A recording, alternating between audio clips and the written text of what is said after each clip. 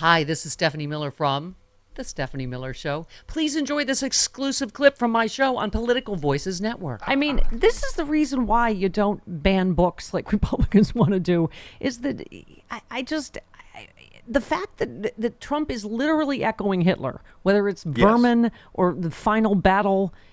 No, he's telling you. He's telling you what he wants to do. He's talking about putting people in camps. He's using words like vermin. I mean, this is not like a hidden agenda here. This guy is right out there telling you what he wants to do. And the politics have gotten so scrambled. There's Elon Musk over there with Netanyahu a couple days ago. Yeah, I don't know what that's about. I really don't know what that's about. Yeah. I mean, this guy is, posted these anti-Semitic reposts and things like that. Maybe I don't know what he's doing there. I mean, maybe he's trying to resuscitate himself with the Jewish community. I don't know. First of all, the people say they don't like how Biden's handling the Middle East. Trump ran on Islamophobia. He ran on a Muslim man. He's ran on anti-Semitism, very fine people at Charlottesville. I mean, it's just any kind of hatred you have, Donald Trump will confirm it for you, right? I mean, right. And Biden doesn't get credit for what he's done. I mean, forget the fact that he's been the most successful president domestically in the last 60 years since LBJ. Yeah. But he's handled this Mideast crisis tremendously. People don't give him credit for the fact that he was, directly responsible for helping, free these hostages and get this ceasefire. I mean, this guy is an incredibly smart man who knows how government works and knows how to govern. And it's unfortunate that people, just harp on his age and all that stuff. Yeah. This guy knows how to do what he does it well. Yeah, and look at you. You're like 1,000, and look at all the great work you're Well, still doing. Stephanie really, Louise Miller. Listen, I'm much younger than him. I'm lucky, that I can walk around. No, I'm still doing stuff. You're about to start Spinal Tap 2, which we are so excited about. And also this new documentary everybody's raving about on Max, Albert Brooks Defending My Life. Talk about that. You guys have been friends since you were, teenagers or? Yes, we met in high school. We were 16 years old. And, we've been close, dear friends ever since, for 60 years. I mean, we actually shared a house together at one point. It was like a two duplex. And we talk about it in the documentary. His entrance was on the down below and I was above. We each had our own phones. And whenever I brought a girl in there to fool around with, I'd be finished and the phone would ring and he'd say, "Are you done?"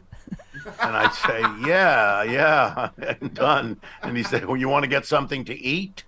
And I said, "Okay, sushi, you want to go get sushi?" Anyway, that's a life we had together. And I was really happy to make the documentary because, a lot of young people don't know Albert. He's they think about him only as the voice in Finding Nemo, Right. Marlin, the fish in Finding Nemo. This guy is a genius. And he is.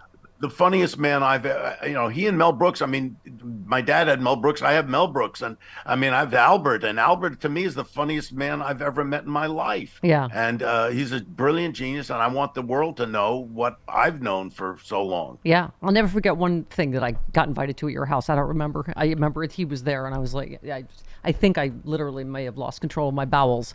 But anyway, which is why I'm not invited back. That's what that was when we had to clean up. I was wondering. I thought it was the dog. By the way, is Michelle enjoying these stories of your early mail whoring? Yeah, she loves it. Yeah, she loves hearing stories every detail about you tomcatting around. With Albert Brooks. Let's go back to. But no, it's true, Stephanie. What you just said. When people meet Albert, they're in awe. Yeah. And I'm talking about really accomplished comedians. Yeah. Larry David talks about it in the documentary.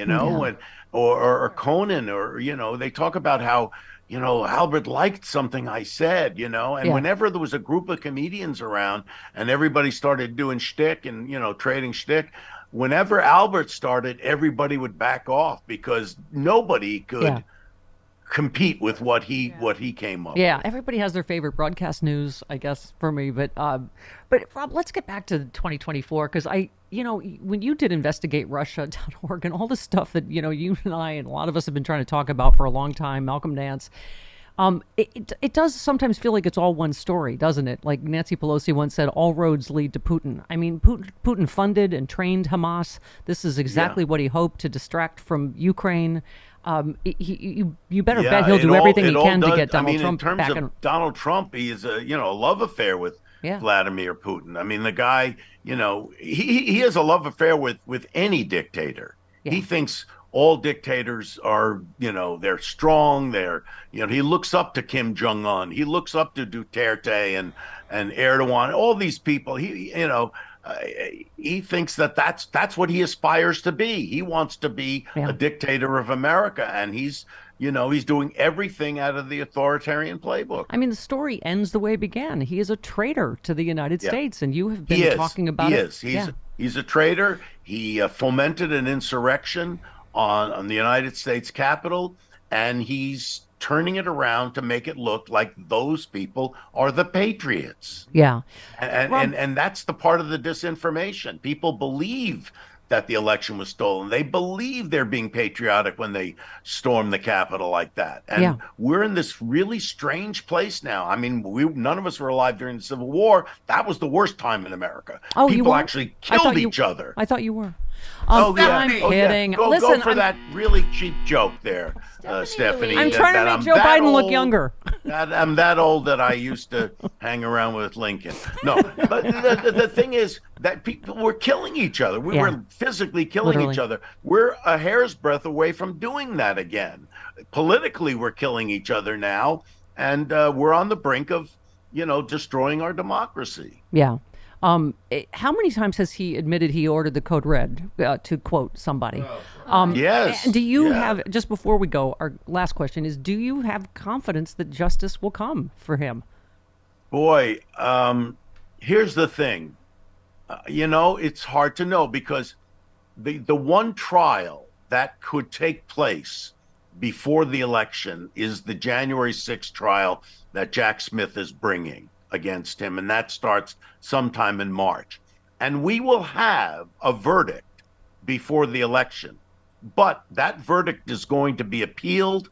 The appeals process will go on, and we won't have a resolution to that until after the election. Yeah. Well, once he's in office, who knows what happens to that investigation and to that court case? We don't know.